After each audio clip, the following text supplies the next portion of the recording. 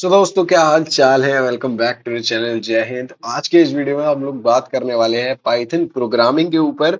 And अभी तुम लोग सोच रहे होगे कि यार सारे मोस्ट इंपॉर्टेंट टॉपिक्स की वीडियो तो बन रखी है पाइथन के ऊपर, इस वीडियो में क्या होने वाला है। तो इस वीडियो में हम लोग बात करने वाले हैं पाइथन प्रोग्रामिंग की यूनिट 1 की। जिन लोगों का पेपर अभी आने वाला है सेकेंड ईयर में, उन लोगों के लिए अभी मैं नई सीरीज स्टार्ट कर रहा हूँ। इनफैक्ट आगे जितने भी लोग हैं उन सबके लिए, जिसमें हम लोग जितने भी इंपॉर्टेंट टॉपिक्स है अपने, उन सब वीडियोस को एक एक वीडियो में डिस्क्राइब करने की कोशिश करेंगे। तो हमारी पहली वीडियो जिसकी स्टार्टिंग हो रही है वो है यूनिट 1 पाइथन प्रोग्रामिंग। ये वीडियो 10 से 15 मिनट लंबी होंगी। एंड इस वीडियो में मैं आपको यूनिट 1, मतलब हर यूनिट का पूरा एक का रिव्यू दूंगा। रिव्यू इन द सेंस मैं आपको वो यूनिट पढ़ाऊंगा, जिसकी वजह से आपको एक आइडिया लग जाए। एंड उस आइडिया से आप पेपर में काफी कुछ लिख के आ सकते हो।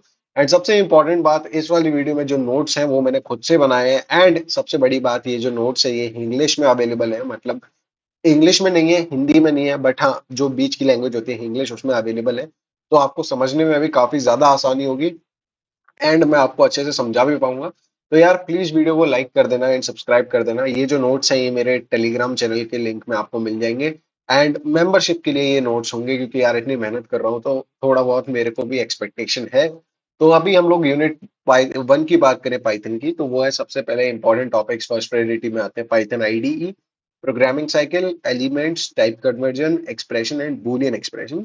ये हमारे यूनिट 1 के मोस्ट इंपॉर्टेंट टॉपिक्स हैं। हम इनको कवर कर रहे होंगे इस वीडियो में, तो बिना ज्यादा देर किए लेट्स गेट स्टार्टेड। तो सबसे पहले अगर हम लोग बात करें पाइथन प्रोग्रामिंग की, राइट, जस्ट अ मिनट, मैं अपने माउस की डीपीआई थोड़ी सेट कर लूं। ओके। तो अगर हम लोग बात करें पाइथन प्रोग्रामिंग यूनिट 1 की, तो हमारा सबसे पहला इंपॉर्टेंट टॉपिक था वो था पाइथन का आईडीई। एक आईडीई क्या होता है पाइथन के अंदर? तो आईडीई एक ऐसा सॉफ्टवेयर होता है पाइथन प्रोग्रामिंग लैंग्वेज का, जिसमें तुम लोग कोड लिख सकते हो, राइट। कोड लिख सकते हो एंड उसके अलावा तुम उसे डीबग कर सकते हो, टेस्ट कर सकते हो। उसके लिए उसमें आईडीई में सभी टूल्स अवेलेबल होते हैं, राइट। तो आईडीई इसके लिए यूज होता है। एंड इसके कुछ एग्जांपल्स हैं, जैसे पाइचार्म है, स्पाइडर है, जुपिटर है, आइडल है, विजुअल स्टूडियो कोड है। तो इन सब को तुम पढ़ के जा सकते हो एंड इनकी एक हाइलाइट्स भी पढ़ के जा सकते हो। जैसे कि पाइचार्म में जो है वो एडवांस डिबगिंग और टेस्टिंग टूल्स है। स्पाइडर जो है एक साइंटिफिक डेवलपमेंट के लिए काम आता है। जुपिटर जुपिटर जो है वो वेब बेस्ड है। तो इन सब के ऐसे एग्जांपल्स तुम याद करके जा सकते हो। आईडी का क्वेश्चन आता है 10 मार्क्स में, तो तुम उसमें ये लिख के आ सकते हो। अब इसको तुम, मुझे पता है तुम इंजीनियरिंग कर रहे हो तो तुम्हें आंसर बनाना आता ही है। तो आईडी को तुम थोड़ा और एक्सप्लेन कर सकते हो, बाकी अपने एंड से भी हल्का सा पढ़ लेना। बाकी ये जो होता है इसकी वजह से आपको एरर्स फाइंड करना और आसान हो जाता है। तो ये था आईडी वाला टॉपिक। अभी बात करते हैं एलिमेंट्स क्या होते हैं पाइथन में। तो एलिमेंट्स बेसिकली किसी चीज का क्या होता है, कोई चीज एलिमेंट से मिलके बनी होती है। जैसे हमारी वर्ल्ड है वो पानी से मिलके बनी है, राइट, मिट्टी से मिलके बनी है। तो ये सारी चीजें एक चीज को बनाती है। तो पाइथन को किन किन चीजों ने मिलके बनाया है, वो है variable, data types, operators, conditional statement, loop, functions and हमारा लाइब्रेरीज। अभी क्या होता है इनको समझते हैं एक एक करके, इनके एग्जांपल पे भी बात करेंगे। तो वेरिएबल क्या होता है, ये एक टेम्पररी स्टोरेज एरिया होता है जिसमें आप अपने डेटा को स्टोर रख सकते हो।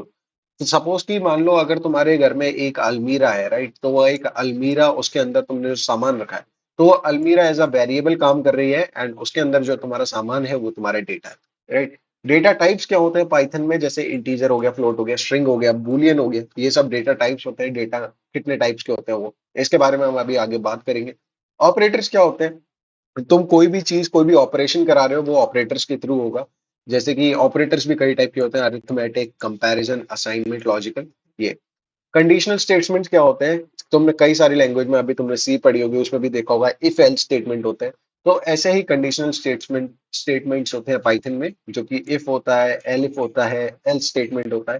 इन सबको आप कंडीशनली यूज करते हो और ये उसी हिसाब से आपके कोड को एग्जीक्यूट करते हैं। लूप्स क्या होता है, किसी चीज को बार बार आपको यूज करना है तो वहां पे आप दोबारा कोड ना लिख के एक लूप लगा दो, तो वहां पे आपके वो जो फंक्शन है वो आपका वापस से रिकॉल होता रहेगा जब तक आपकी लूप की कंडीशन सेटिस्फाई ना हो जाए। एंड फंक्शंस होते हैं, आप खुद की तरफ से एक सेगमेंट ऑफ कोड बना सकते हो, उसको मॉड्यूलराइज कर सकते हो, राइट। एंड उससे जो है कोड की रीयूजेबिलिटी बढ़ सकती है। मतलब आपको बार बार एक चीज नहीं लिखनी होगी, आपको सिंपल एक फंक्शन का नाम लिखना होगा एंड स्नैप, आपका जो कोड है वो वापस उतना ही रन हो जाएगा। लाइब्रेरीज क्या होती है, लाइब्रेरीज का काम होता है आपके अपने कोड को ऑप्टिमाइज करना और उसकी फंक्शनैलिटी को एनहेंस करना।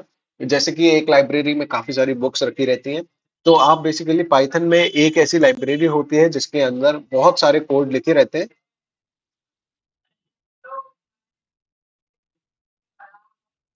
एंड लाइब्रेरीज आपके इस काम में यूज आती है।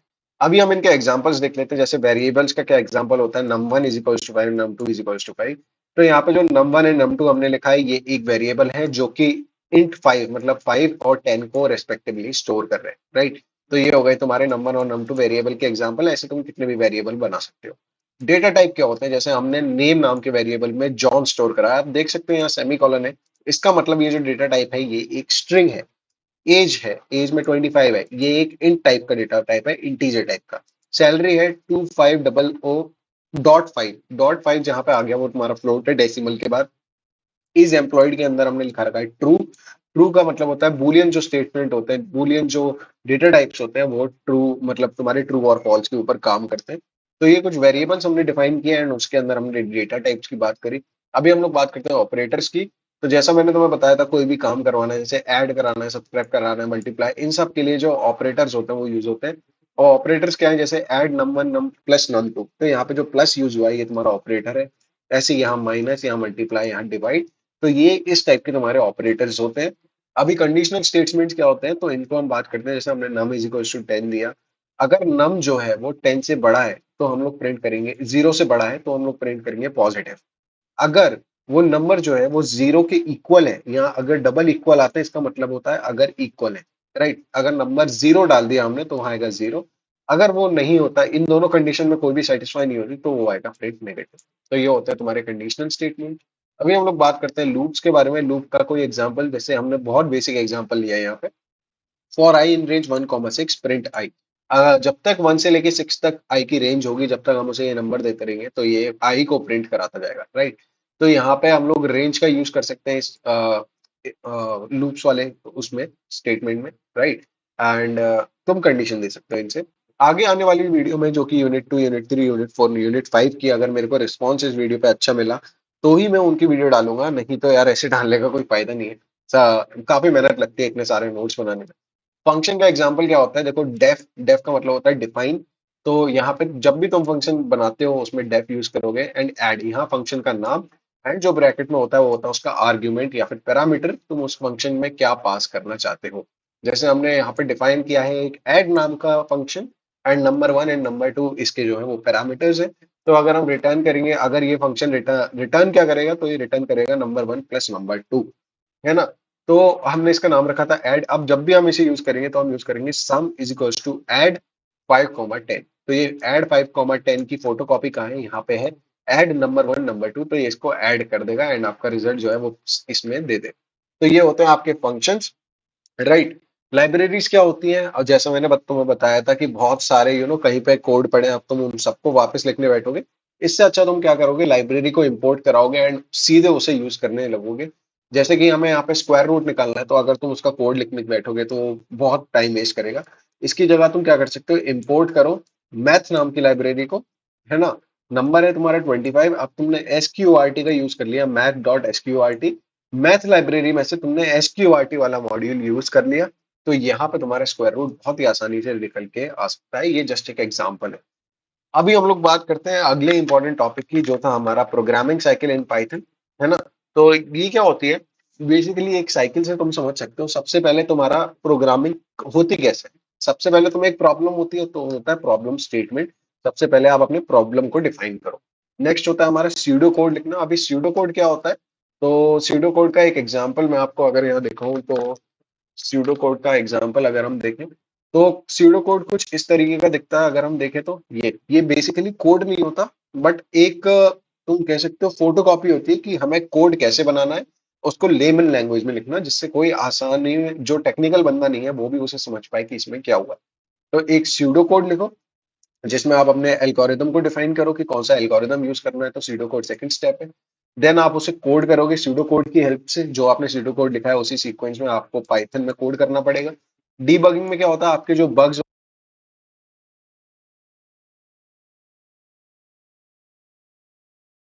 टेस्टिंग में आप कोड को टेस्ट करते हो कि तो कोड में कोई दिक्कत तो नहीं आ रही, कोई ऐसी जगह तो नहीं है जहाँ पे कोई दिक्कत तो नहीं है, कहीं पे कोई इश्यू तो नहीं आ रहा है।